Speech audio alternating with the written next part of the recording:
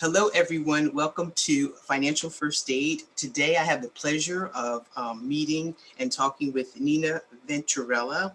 Nina has lived as an entrepreneur. She has spent 26 years of those years in the weight loss and wellness industry, helping people lose weight and achieve health and wellness through her company, Majestic Wellness Academy. Nina has an extensive background in franchising, coaching, and writing. Nina has been known to take people from zero to hero with their authority for books and intellectual property. She has innovated and created many proprietary processes that have gone global and became household names. She's featured in some of the most prominent magazines, including America's Best Coaches, Yahoo Finance, Entrepreneur.com, and many others. And that is the intro for Miss Nina Venturella. How are you today? Fabulous, Vera. How are you? I am doing great. I had the pleasure of talking with you a few times. You exude a lot of energy, and I so appreciate that because that's kind of a good way to springboard into the podcast. People really love it when people come with energy. So you're coming with that energy. Let me ask you. So, what's the primary focus of your company? And give me the name of it as well, to make sure everyone knows what it is. Sure. So since COVID, I've pivoted like many others, and I became a partner with Embark, the Million Dollar Authority Program. And what we do is we actually help scale businesses to seven figures. I do it through books. My background is as an author. I'm an award-winning author, and I understand about how to write a book, publish a book, but also we want to talk about how to monetize your book. It's back in the day, you think, oh, I write a book, I'll be rich and famous, and people are like, stop me from my autograph. Well, that's not anywhere close to being the truth, at least for not me at least, right? So, and many other people, I'm finding that that's not the case either. So what we've done is we've created a opportunity to monetize people's genius within their book as part of their IP. So most people think their book is just their book, but that's a tool. It's a part of the IP, and Oh, your wait IP a is your second. intellectual Before you property. go any further, let's just Yeah. explain to the audience what IP is. Yeah. So IP is basically intellectual property, which means it's your own proprietary process. So the reason I even know about this is because back in early 2000s, I was actually given a gift to do a hands-on healing modality for the lymphatic system. And I created a proprietary process called Extract, and it went global. It went household in the industry.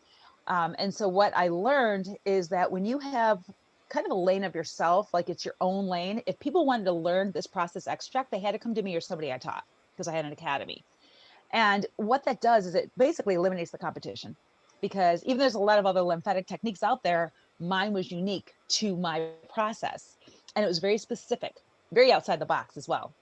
And so when COVID hit, I pivoted from the wellness industry into the coaching industry and authors, because I figured, well, if I could do this for myself and become a household, why couldn't I do for others? And I love to help people discover who they are and what their goal is, and then help them pull out their genius and create their own intellectual property, and then help them write and publish their books.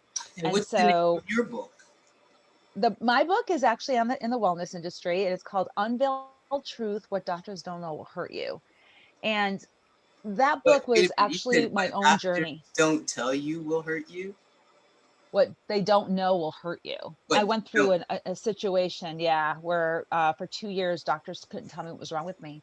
Oh. I was bedridden, and it was like my organs were shutting down.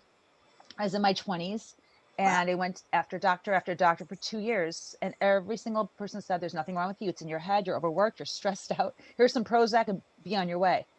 Well, when I went the opposite direction of a doctor, now listen, I think doctors are great for emergency response. You break a leg, you need surgery, they're phenomenal. But when it comes to diagnosing sickness and disease, they don't have the answers because they're not trained that way.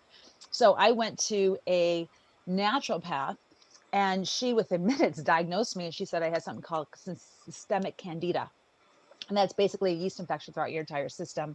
Started in my gut, and it just kind of escalated, and I got that. I didn't know this, but at the time I was taking tetracycline when I was 16 years old, and tetracycline releases yeast in the body. Yeast attacks the immune system, and it gets rid of all the good bacteria in the body, which is Oh. our flora. Okay. And so, you know, it hit me when I was 25 years old. Now this is almost 25 years ago. Well, no, it's more than 25 years. How old am I? It's more than 25 years ago, right? I think after 50, we kind of forget, we go backwards. We're like, okay, like I think I'm now 49. I'm not 50 anymore. So, Yeah, I'm still 35. yeah, exactly. Come on. 50 is the new 30, right? So anyway, yeah, so that was an eye opener for me. And really where I struggled is I couldn't get the answers for a really long time.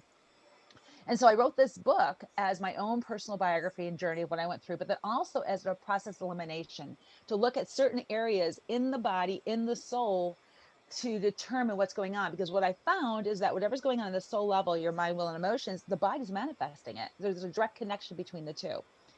And so also as a pastor, I'm also a pastor, so I understand there's a spiritual piece of us, and then there's the soul and the body. And there's got to be unification between the spirit, soul, and the body so the body can heal itself. It was designed that way. And Yes. so my journey was basically my own survival. I learned about the lymphatic system through that journey. And then I opened up a weight loss and wellness center to help people not have to go through what I went through. And it became extremely successful. I franchised it. And then I took the proprietary process, which was my signature process, extract, which is where it kind of launched in those centers. And I branched out to my own academy and taught hundreds of graduates around the nation in 46 states in Canada, and became a household name in the industry.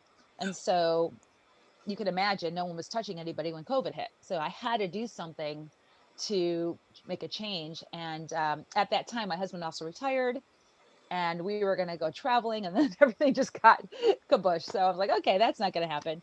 But, I know we're here to talk about our journey, and Vera, you and I have talked, and I told you I had quite a journey. So from the point where I started my business in 2006 called Spectacular Health, which was my first location, the prototype of my franchises, up until where I am today, it has been a interesting journey. I've learned what not to do in business, that's for sure.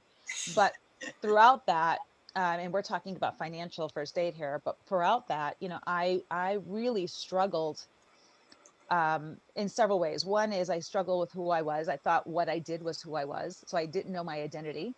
Hmm. Um, I became very arrogant and prideful because I was seeing success in great amounts. And so I got a little arrogant and prideful, like I think a lot of people do when they start to see a lot of success very quickly. I mean, literally, my business exploded overnight. It just was all word of mouth and never had to advertise. It was just one of those things that, man, you're in the right place at the right time with the right opportunity, and the doors just flew open. And that's what happened to me. People were going out of their way to help me and get this thing out there. And I kind of got spoiled in a sense. I never really had to promote myself. I had people that would promote me, and never had to try to figure out how to make this work. It kind of just worked. So Hmm. I've been very blessed. But throughout that journey, there was a lot of humbling that had to be done. And I don't know if anybody's ever been humbled by God, but when you're humbled by God, you don't forget that. It is a spanking that you don't want to forget. And so, fortunately, in the first 3 years of opening up my business and taking everything out to the masses, is when I really struggled the most, is because I understood my craft and my skill set, but I didn't understand business. Right. And my husband was trying to teach me about business, and I didn't want to hear from him. It almost caused a divorce in our lives. And I just didn't want to listen to anybody. I'm like, I know what I'm doing. I got this. Well, I didn't know what I was doing. I didn't get it. And unfortunately, it all backfired on me. So within those 3 years, I went through 5 lawsuits, bankruptcy, judgment, theft, embezzlement in 3 years. Wow. Yeah, and my account went down to zero. I mean, to the point where it was negative. I had to sell things to make payroll. It was horrible. I had 9 employees in one location. I had 21 in the other. Um, I outgrew myself too quickly. I didn't want to listen to all the people that said you're growing too fast. Just slow down. Get this one really, really working, and then didn't want to hear it.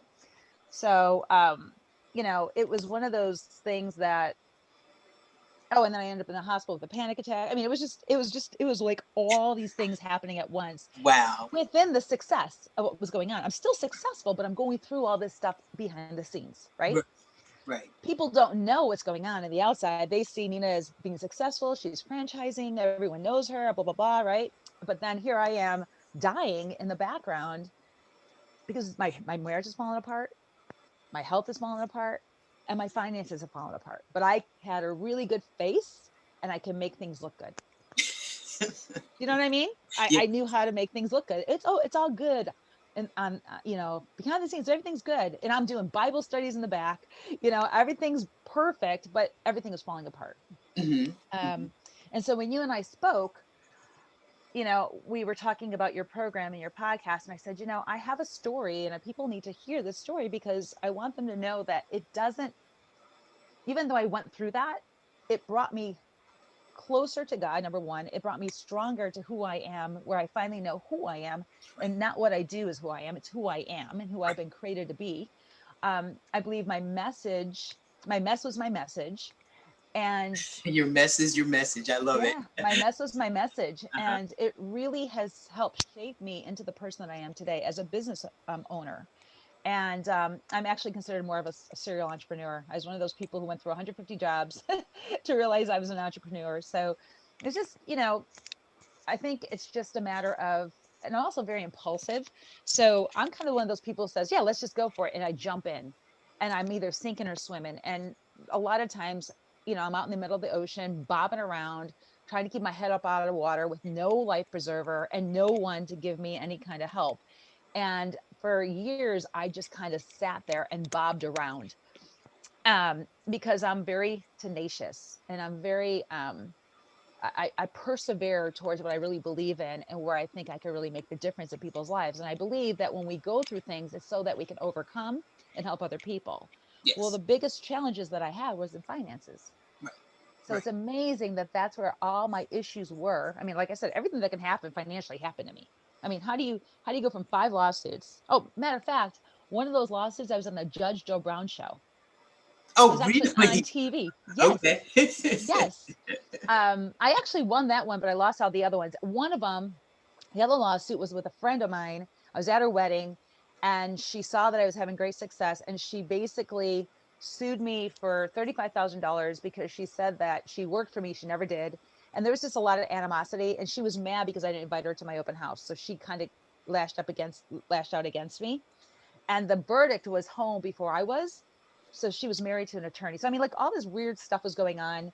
And I was actually guilty. I mean, they said I had to pay her all this money. We appealed it, we lost it again. And I'm like, what the heck? So we've had hundreds of thousands of dollars in lawsuits. The one I did win actually was on TV, and that promoted my business even more. Okay. So there were some good things, but a lot of it was just growing opportunities, just to see what I was made of and how much I could really handle. Hmm. You don't really know what you can handle until you're pushed to the edge. Right. And I know I can handle quite a bit. I don't want to have to handle quite a bit, but I know I can. And I just kept keeping what I felt I was called to do in the forefront. I knew that extract was this amazing process that I was supposed to help people with, get them healthy and whole in their bodies, in their soul, and in their spirit. And I couldn't stop. I just had to keep going. So I just kept reinventing myself. So I closed the wellness centers down. And then I took that process extract and it created an online academy. Oh, And nice. that online academy, yeah, it was nice because there was no overhead, no Right. employees. It was Right. just me. I made my own hours. Everything was online. I would do, you know, a couple day in person classes. I traveled a lot. Business was great, making great money. And that was like that for 7 years. But the amazing thing is when you're taking something outside the box that no one else heard of, and you're going off against the grain, because I'm considered like a trailblazer, a pioneer. I'm somebody who's really outside the box. When you take something and you do something that people say you can't do, and then you do it anyway, you tick a lot of people off. So persecution was coming at me like crazy. Even in my own academy, I had my instructors going against me. I had my facilitators going against me. Um, you know, again, it wasn't like an easy journey. It's been a lot of ups and downs and ins and outs and backwards and forwards. But I never stopped. And yeah, I claimed bankruptcy years ago. And yeah, I went through judgment. Yeah, I had to sit with people who I owed money to that were seeing me and giving me all my financial stuff, which is extremely humbling. One of my best friends at the time. Yes, I had a girl who was another friend of mine, and she stole all my equipment and embezzled $30,000 in the middle of summer in Palm Springs, California, when business is at its lowest. I had to get rid of all my employees and work 12 hours a day myself to keep the doors open, buy all new equipment. Yeah, this all happened. Wow, wow, that is quite a story. Where I come from in my church, we say your test is your testimony. So, Yeah, and then your mess is your message. It's the same idea. yeah. It's, wow, that's fantastic. That is quite a story. And one of my, when I usually interview my my guests, one of my questions is, what kind of propelled you to keep moving forward? And I think one of the things that you mentioned was that you just focused on what it was you felt like, God had put you here to do.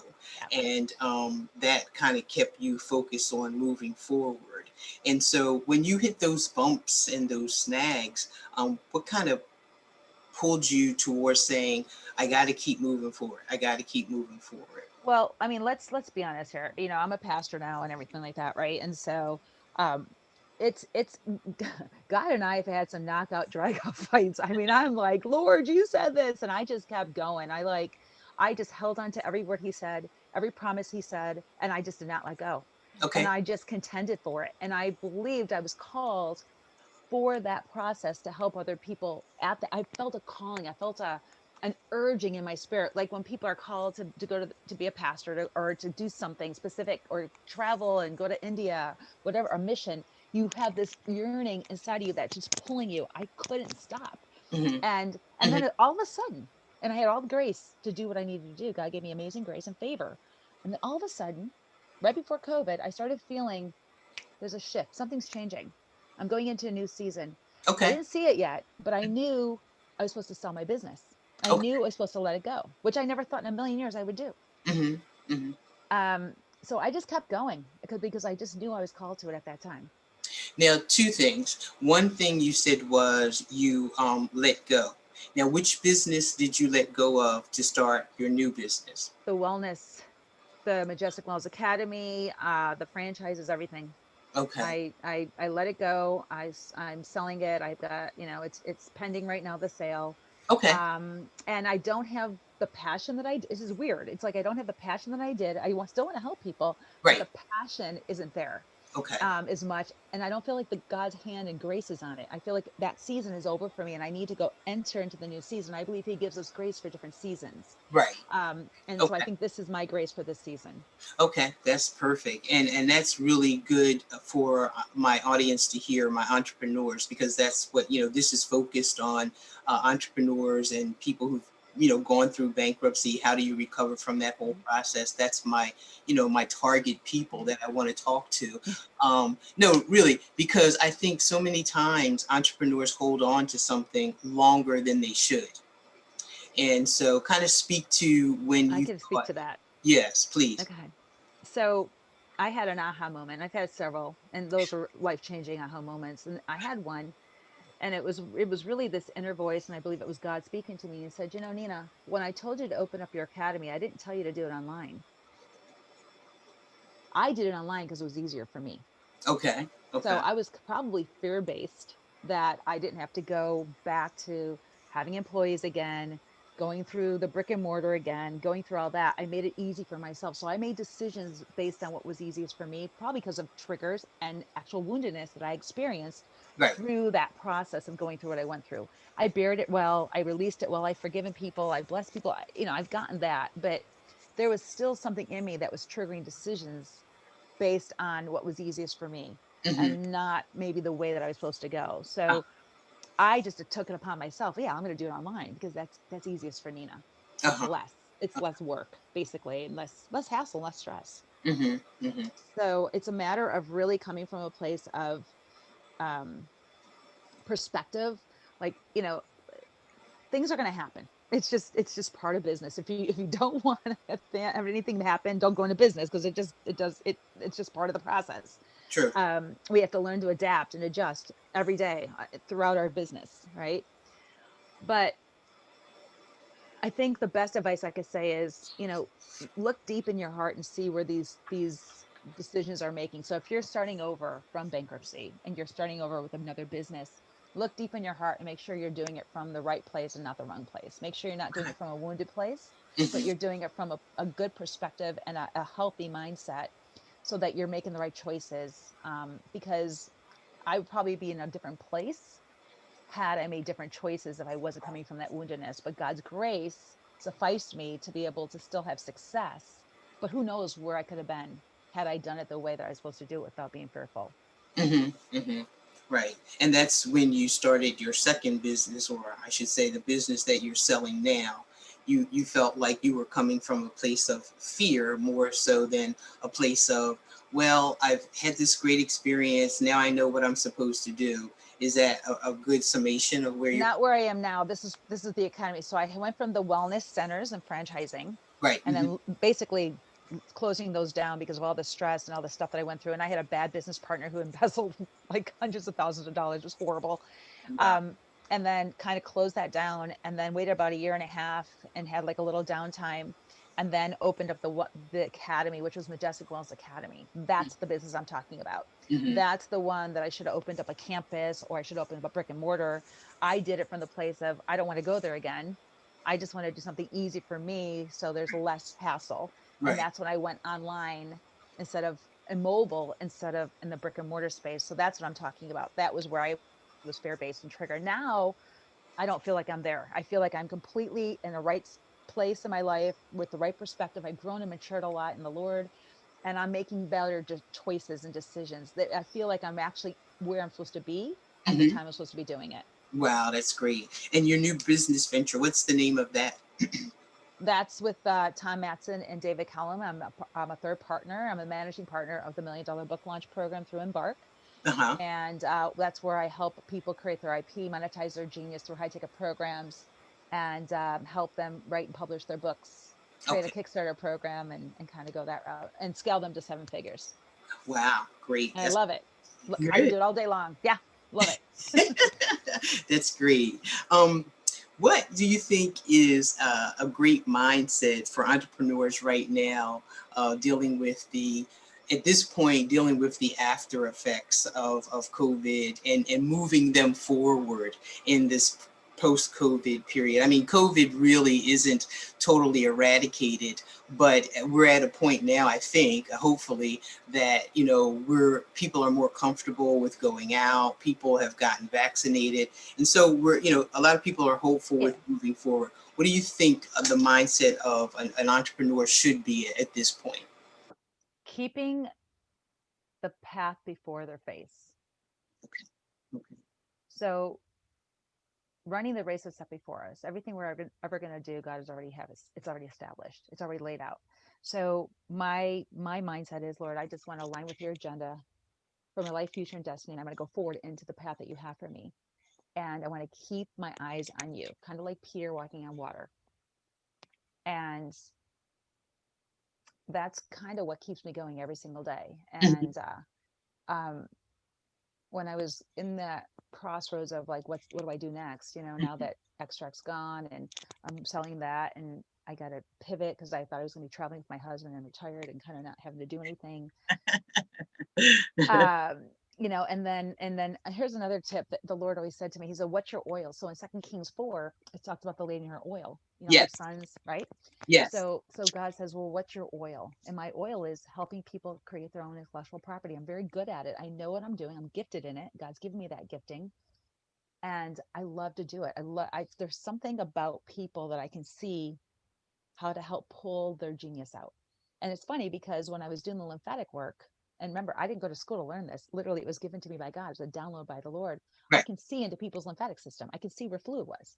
So Hmm. how I could see the fluid and where and how to move fluid into people's body, I could do that with helping find what they're called to do, like what their genius is, what their gold is, to help them create that IP.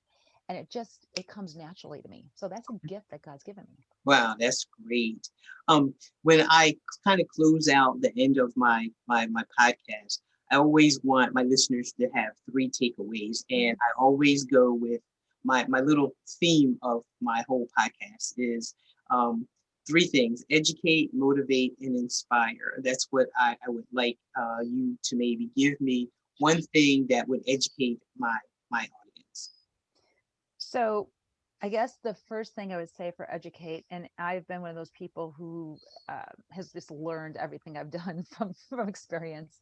But what I would say is take what you're passionate about, what you love, what gets you up in the morning, and look inside and see what those things are, and then to look at the skill sets that are associated to those passions.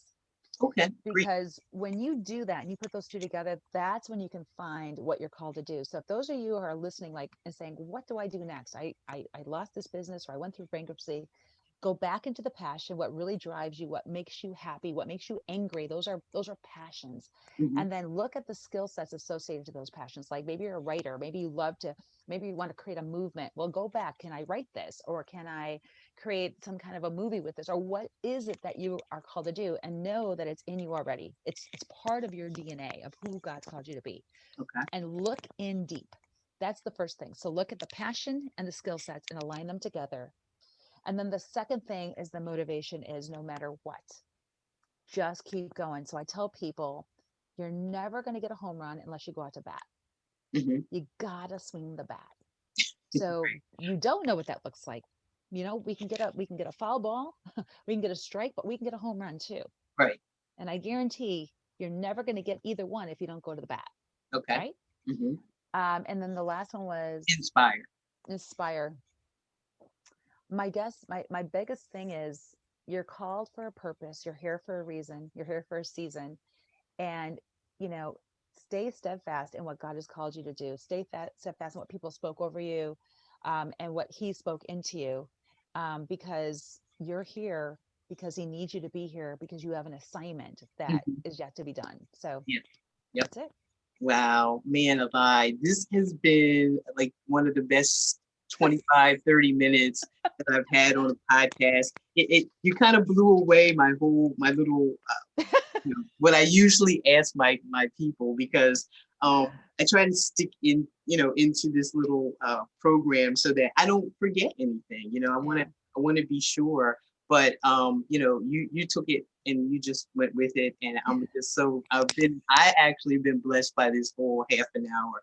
I'm sure that my audience has been as well.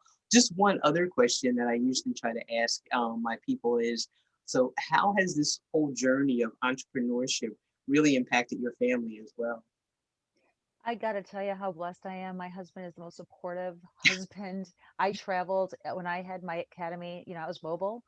I traveled probably every other week for about Wow. 7 years. Okay. Okay. And a lot of it was by myself. And Hmm. we learned how to adapt to each other. Good. My son is homeschooled. So, he would call me if he misses mom or something like that. And now I'm home. I've been home for the last 2 years, other than now where I am in Chicago when they lifted COVID Hmm. restrictions from travel. Hmm. And so I got a chance to see my son grow up because he's schooled. And I don't know, it's been a really good supportive system. I never had the guilty feeling of being gone, or not Good. being able to have a balance. So I think I really have a good balance, or I've learned how to have a good balance. In the beginning, I didn't, but I definitely do now. That's good. That's good. Well, thank you so much for being on my podcast.